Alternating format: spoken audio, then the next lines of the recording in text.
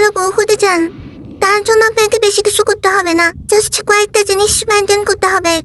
ধরুন আপনার স্বামী আপনার সাথে অন্যায় আচরণ করলো, অন্যায় কাজ করলো, অন্যায় বিহেভিয়ার করলো, বেশি কিছু না, আপনি এগুলো জাস্ট চুপ করে সহ্য করে নিবেন। আপনার শ্বশুর শাশুড়ি আপনাকে তো সবসময় ঠকালো, আপনার সাথে খারাপ ব্যবহার করলো, আপনি তাদের যতই খুশি রাখার চেষ্টা করুন না কেন, তার কোনো দিক দিয়ে কমতি থাকবে এবং খুঁত ধরবে। তারপর আপনি কিছু করবেন না, চুপ করে থাকবেন। আপনাকে ঠকেছে কিছু তো বলেন নেই, আপনার সন্তানকে যদি ঠকায় তখন আপনি চুপ করে থাকবেন।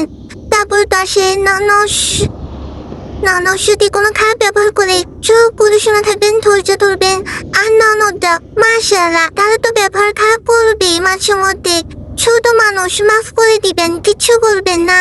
আর ভাসুস যে তুই অন্যায় করব শত হইল সে বলো, কিছুতে না বলা যাবে না, সম্মান তো করতেই হবে। আপনার হাজবেন্ডও বলবে না, বড় মানুষ কি বলবো, কিছুই তো বলা নাই। সে যা অন্যায় করুক, যা খুশি করুক, আপনি কিচ্ছু বলতে পারবেন না। তো যতক্ষণ আপনি কাউকে কিছু না বলবেন আপনি ততক্ষণ ভালো। মানে সোজা কথা হচ্ছে যে আপনি খেলানোর পুতুল হয়ে থাকেন, মুখটা বন্ধ করে রাখেন, যে যা ইচ্ছা করুক আপনি কিচ্ছু বলবেন না।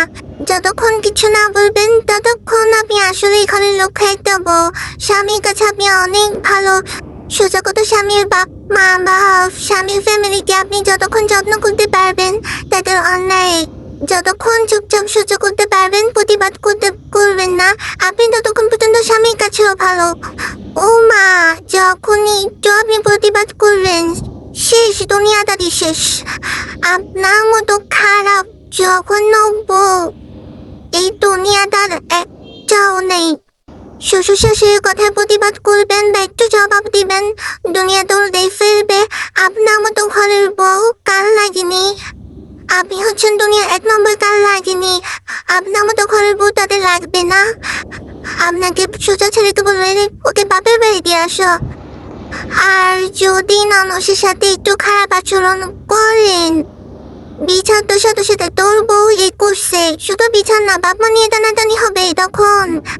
আর ননদের কথায় কি বা বলবো, আপনি যদি একটু প্রতিবাদ করেন, আপনার মতো খারাপ ভাবি এই দুনিয়ায় একটাও হবে না। আপনি হচ্ছেন দুনিয়ার সব থেকে জঘন্যতম খারাপ ভাবি। আর বাকি সব ভাবি তাদের চেনা হয়ে গেছে, কি বলবো, মনে হয় প্রত্যেকটা ঘরে ঘরে যে দেখে আসে কার ভাবি কিরকম। কি বলেন?